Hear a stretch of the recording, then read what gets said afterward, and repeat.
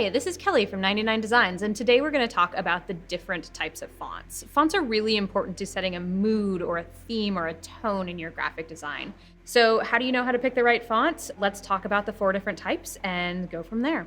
So the first type of font we're going to talk about is a serif font. Serif means little foot, and so a serif font are the fonts that have the little lines at the top and the bottom or the edges of the letter forms. There are a lot of different types or classifications of serif fonts. You have classical, neoclassical, traditional, or if you're in an old Western, you have slab serif fonts. The classifications really refer to the thickness of the serifs, the angle, and the curve on attaching a little foot to the letter. It's a pretty subtle difference between them.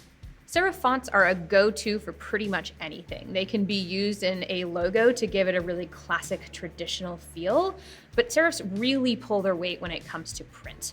Something about the edges of little serifs really makes it easy for our eyes to flow over the text. So if you are working on a long document, a brochure, if you're doing typesetting for a novel, serifs are almost always going to be what you're going to go to.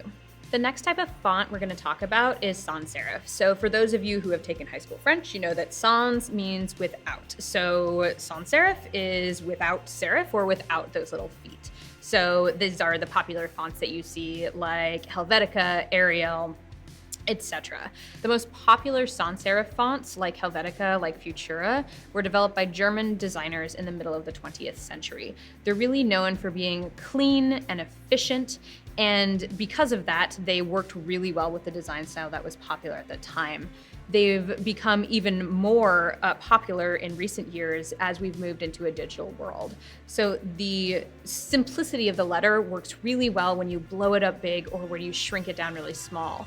And unlike serifs, which read really well on paper, sans serifs actually read really well on a digital screen. So if you go to almost any website, you will see them using a sans serif font these days. The next type of font we're going to talk about are script fonts. Script fonts are really those that are designed to mimic cursive handwriting. They generally fall into 2 categories. You have formal and you have casual or informal. If you've ever been invited to a black tie wedding or read a romance novel, you've probably seen a formal script handwriting. Formal scripts are based on the handwriting of the masters from the 17th and 18th century, and they're often filled with lots of curlicues and swishes and flourishes. These formal script fonts are really, really great if you want to give your design that kind of historical, formal feeling. Casual fonts, on the other hand, developed out of sign painting in the 20th century.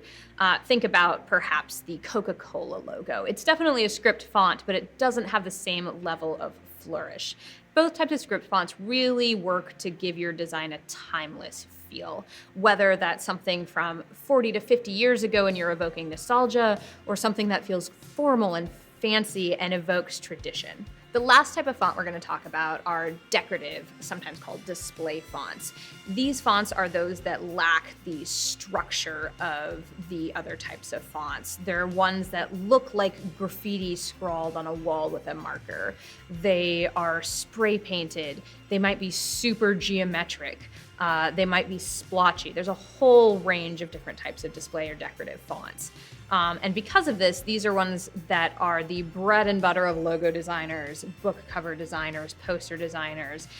You don't want to use these in large quantities, but when they're used for a title or a single word, they can really bring a unique flavor to your design. Now you know about the 4 different types of fonts, and you're ready to go out and experiment. This has been Kelly with 99 Designs. I will see you next time. Bye.